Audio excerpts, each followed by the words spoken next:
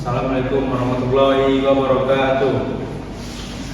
Perkenalkan, saya Farendra dengan NIM 12380211387 mempresentasikan hasil tugas penelitian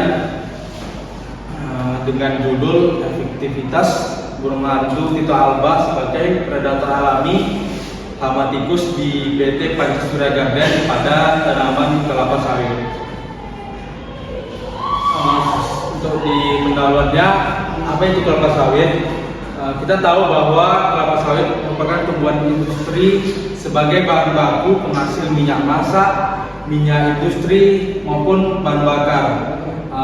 Salah satunya Indonesia adalah salah satunya produsen kelapa sawit terbesar di dunia. Maka dari itu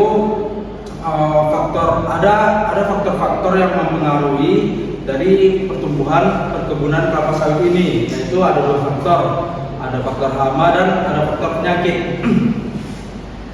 Untuk tujuan penelitian ini mengetahui aktivitas penerapan Tito alba dalam sistem pengendalian hama terpadu di perkebunan kelapa sawit dan menilai dampak penerapan burung hantu terhadap keberlanjutan lingkungan dan efisiensi biaya pengendalian hama di perkebunan kelapa sawit. Untuk manfaatnya, ini memberikan alternatif pengendalian hama tikus yang ramah lingkungan dan berkelanjutan, dan mengurangi penggunaan bahan kimia seperti racun tikus berbahaya dalam sistem perkebunan.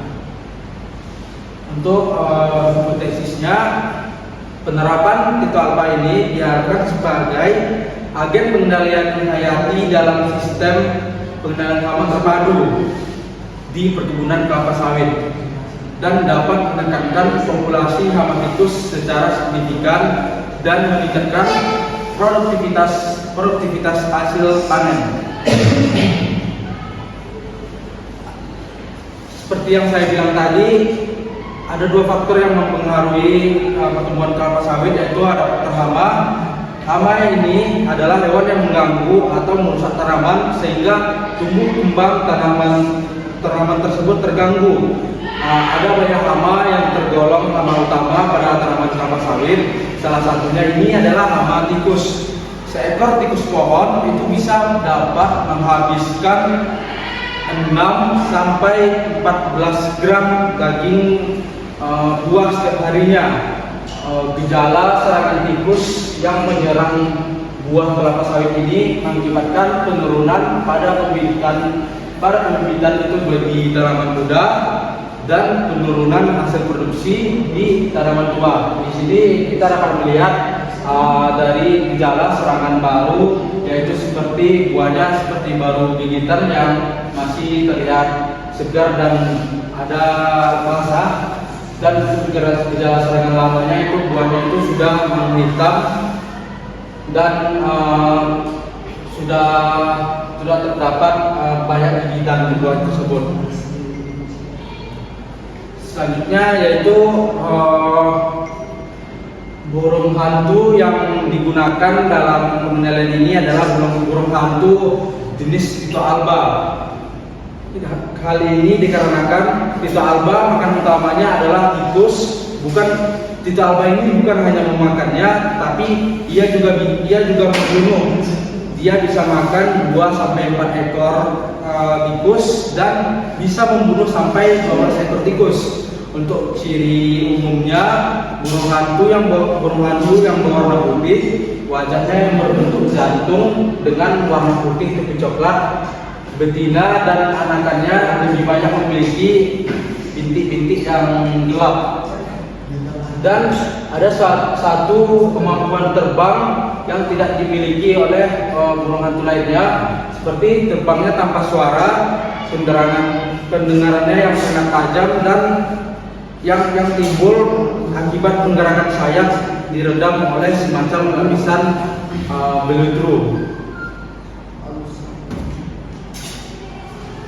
Materi dan metodenya, lokasi penelitian saya ini akan dilaksanakan di PT Pancasila Garden atau singkatannya PSG, sebuah perusahaan perkebunan yang berlokasi di Kumbang Raya, Kota Pekanbaru, Provinsi Riau.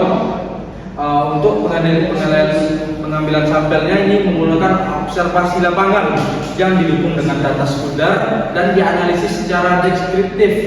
Survei Tito Alba dilakukan melalui text research, 3 tahap pengamatan lapangan untuk memastikan lokasi sarang yang aktif menggunakan metode deduksi dengan sensus bulanan terhadap jejak keberadaan burung hantu. Sensus tikus dan sensus tikus dilakukan setiap 3 bulan sekali melalui identifikasi bekas gigitan pada tanaman menghasilkan dan tanaman belum menghasilkan di area sekitar sarang, disertai catatan jumlah pokok yang diamati dan terserang. Intensitas serangan dihitung berdasarkan persentase pokok yang mengalami kerusakan. Baik, sekian presentasi dari saya. Lebih dan kurang saya mohon maaf. Wabillahi taufiq wal hidayah. Wassalamualaikum warahmatullahi wabarakatuh.